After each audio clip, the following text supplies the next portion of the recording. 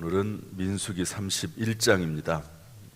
31장은 미디안에게 여호와의 원수를 갚다, 이렇게 성서공회에서 제목을 다뤄놨습니다. 그리고 13절로 가면 그 싸움에서 이기고 돌아오는 내용이 나오고요.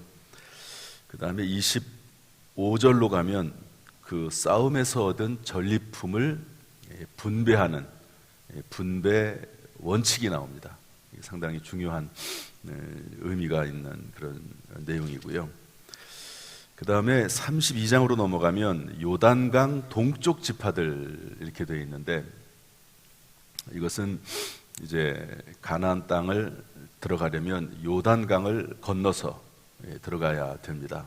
그런데 우리 지파는 요단강 동편에 그대로 남아 있겠습니다. 우리는 가나안 땅에 들어가지 않겠습니다 라고 하는 지파들이 나옵니다.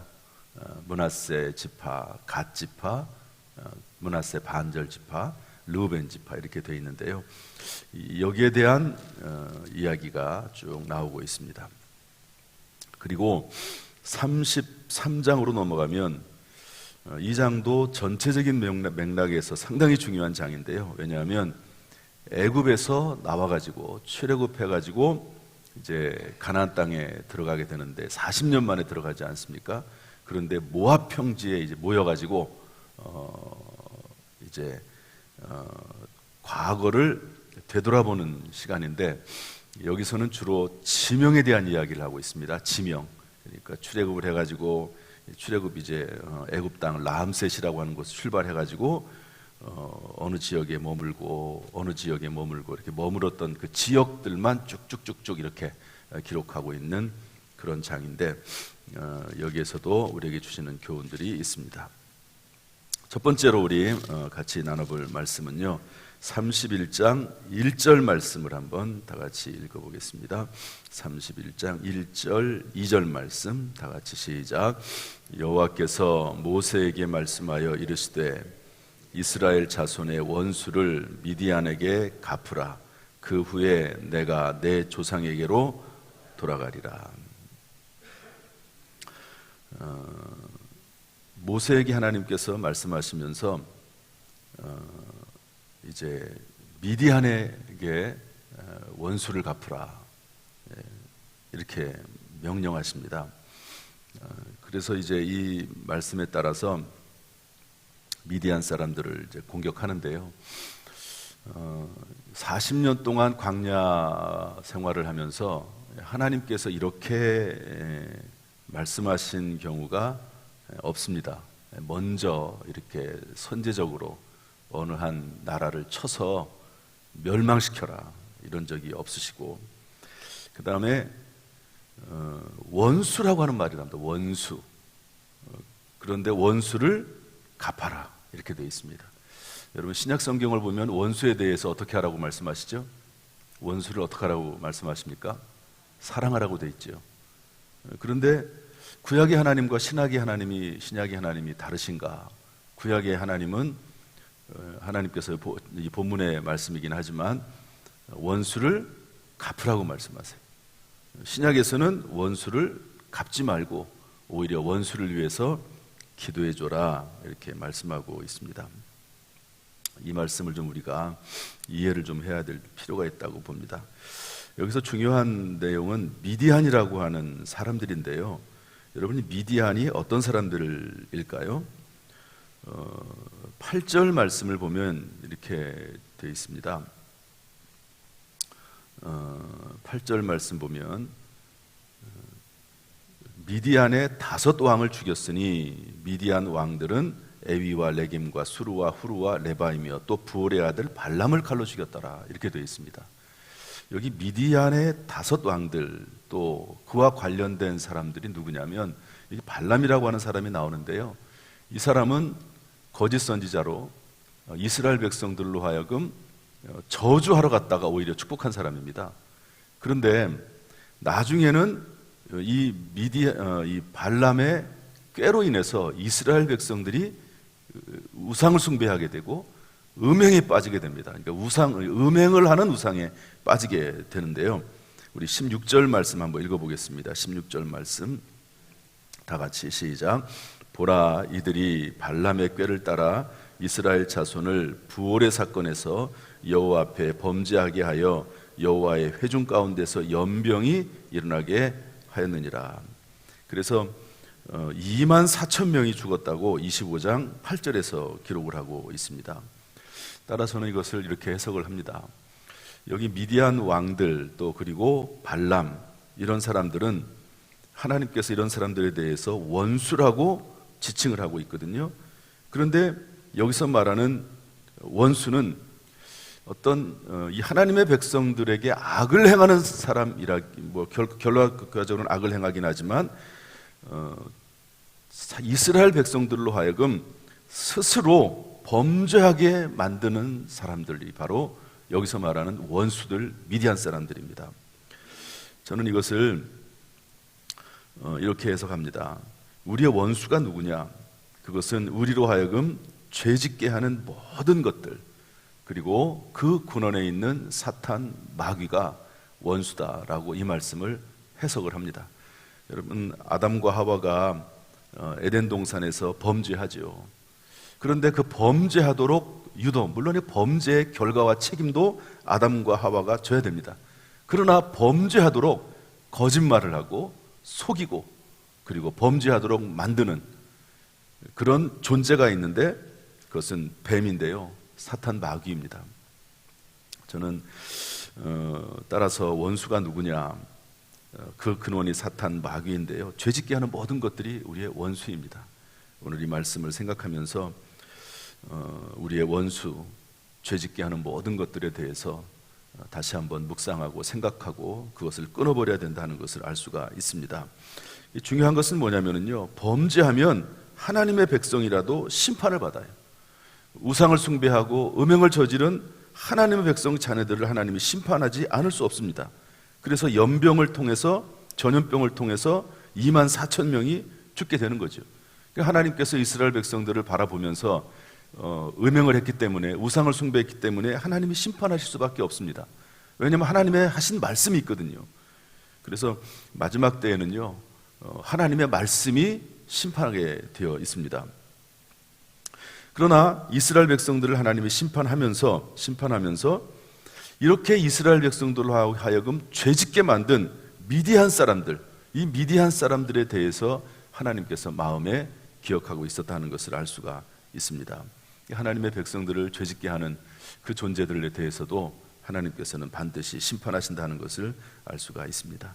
오늘 이 말씀을 생각하면서 죄와 멀리하고 또 하나님의 심판을 두려워하고 살아가는 우리가 되어야 될 줄로 믿습니다.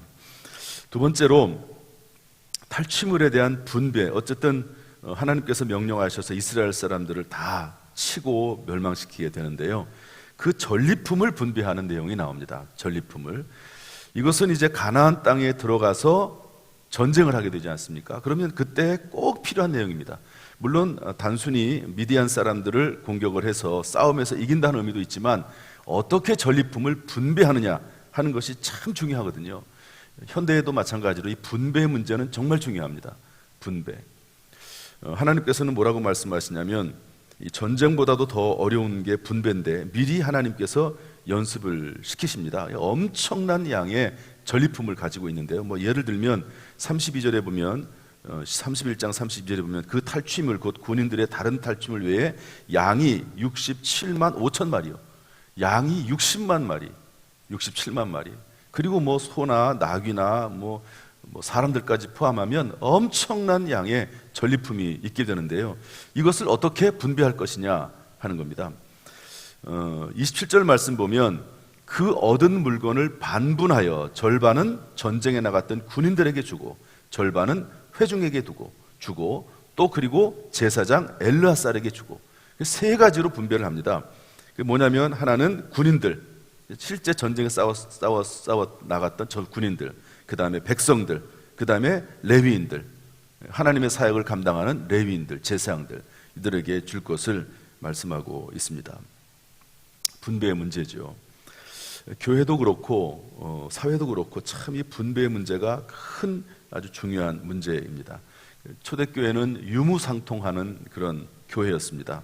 그래서 핍절한 자가 없었다고 되어 있고요. 주기도문에도 보면 일용할 양식을 달라고 하는 말이 핍절한 자가 없게 달라는 말이고요.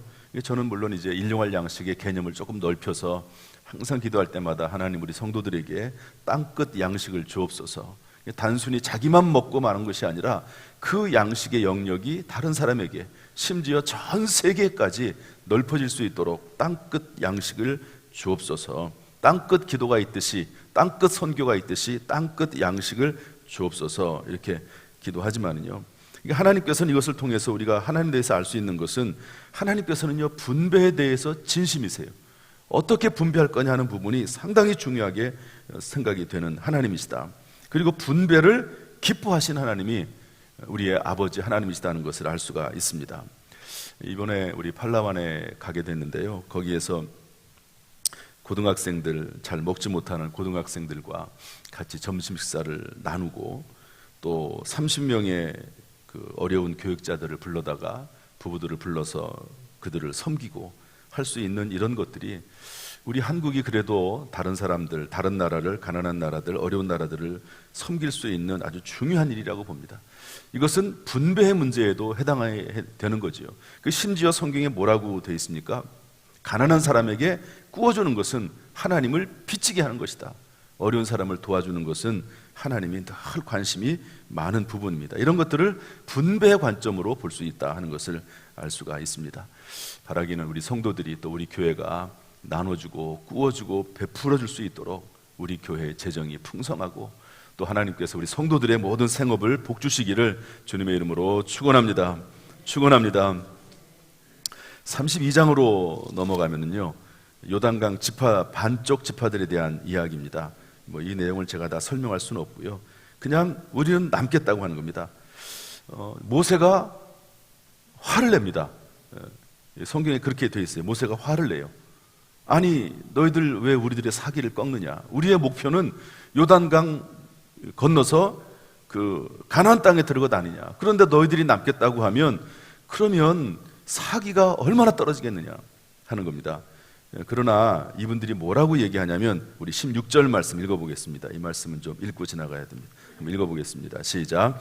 그들이 모세에게 가까이 나와 이르되 우리가 이곳에 우리 가축을 위하여 우리를 짓고 우리 어린아이들을 위하여 성읍을 건축하고 이 땅에 원주민이 있으므로 우리 어린아이들을 그 견고한 성읍에 거주하게 한 후에 우리는 무장하고 이스라엘 자손을 그곳으로 인도하기까지 그들이 앞에서 가고 이스라엘 자손이 자기 기업을 받기까지 우리 집으로 돌아오지 아니하겠사오며 우리는 요단 이쪽 곧 동쪽에서 기업을 받았사오니 그들과 함께 요단 저쪽에서는 기업을 받지 아니하겠나이다.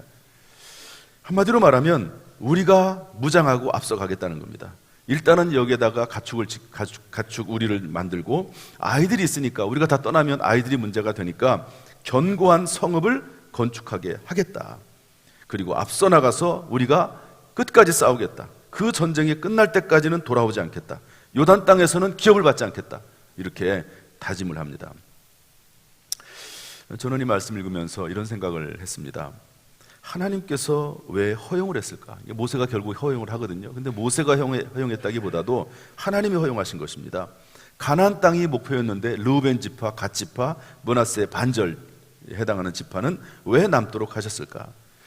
아무리 성경을 뒤져봐도요, 여기에 대한 대답이 없어요. 분명히 목적지를 정해주시고 가나안 땅으로 들어가도록 하나님께서 부르셨는데 왜 이 사람들은 남게 하셨을까?